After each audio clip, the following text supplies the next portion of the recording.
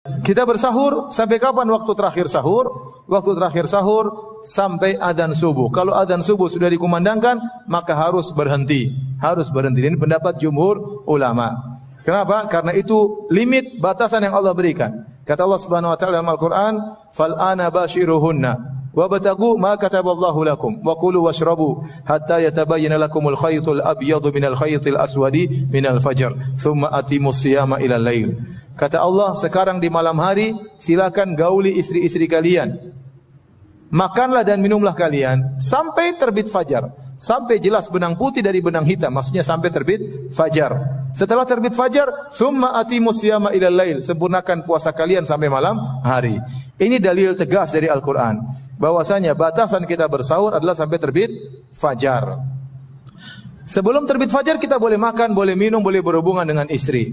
Makanya Nabi SAW bersabda, "Inna Bilalan yu'adzinu bil-lail, faqulu washrabu hatta yu'adzina Ibnu Ummi Maktum." Kata Nabi SAW, sungguhnya Bilal mengumandangkan azan di malam hari, azan pertama. Makanlah dan minumlah kalian sampai kalian mendengar azan kedua, yaitu azannya Ibnu Ummi Maktum. Oleh karenanya, yang tersebar di masyarakat adanya imsak, pengumuman 10 menit sebelum azan, itu bukan berarti larangan. Tapi kalau ada pengumuman imsak, berarti berhati-hati karena 10 menit lagi sudah azan. Masih boleh makan, masih boleh minum, masih boleh berhubungan dengan istri, masih boleh. Ya, 10 menit lumayan ya, bisa 1 piring, bisa 2 piring. 10 menit cukup lama. Kalau ente bangun terlambat 10 menit lumayan bisa makan dan minum ya. Waktu yang efektif 10 menit. Jadi selama belum azan masih boleh makan dan minum, masih boleh berhubungan dengan istri. Tetapi kalau sudah azan harus berhenti. Harus berhenti. Taib, sebagian ulama membolehkan jika seorang dikumandangkan azan dia boleh minum. Berdasarkan hadis, "Idza sami'a ahadukumun nida wal ina'u fi yadihi fala yadha'u hatta yaqdiya hajatahu." Jika salah seorang dari kalian mendengar azan sementara gelas berada di tangannya, maka jangan diletakkan sampai dia minum.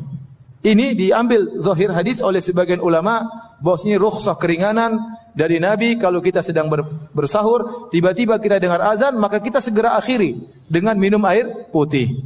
Namun jumhur ulama 4 mazhab mentakwil hadis ini.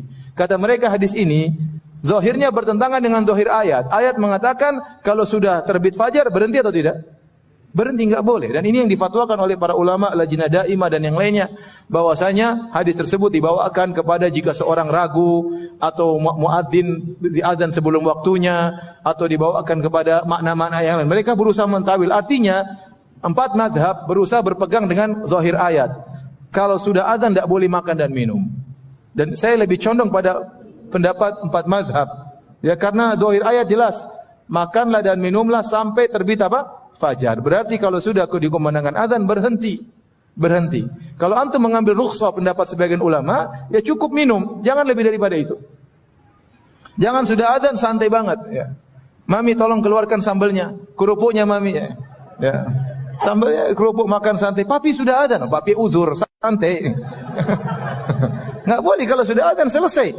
Jangan macam-macam, jangan main-main, jangan sampai puasa Anda tidak bernilai di sisi Allah Subhanahu wa taala. Saya pernah diceritakan di sebagian tempat, sebagian pondok, ada ustaz sama murid-muridnya, mereka mungkin sholat malam bareng, kemudian mereka sahur bareng. Sudah dikumandangkan azan di sekeliling masjid, akhirnya muridnya mau mengumandangkan azan, kata ustaznya, sebentar, saya lagi makan. Jangan dulu azan. Subhanallah, enggak boleh ente ngatur azan ya. Kenyang dulu baru azan. Enggak, kalau sudah waktunya azan harus apa? Harus azan, harus berhenti. Barang siapa terlambat bangun, ya sudah dia bersabar, itu ujian baginya. Jangan dia nekat, sudah azan kemudian dia minum, sebagian ulama berkata batal. Sebagian ulama berkata itu batal ya. Sebagian ulama mengatakan rukhsah, yang penting minum saja, habis itu selesai. Habis itu selesai. Lebih hati-hati kita berhenti sebelum dikumandangkan apa? Azan ya.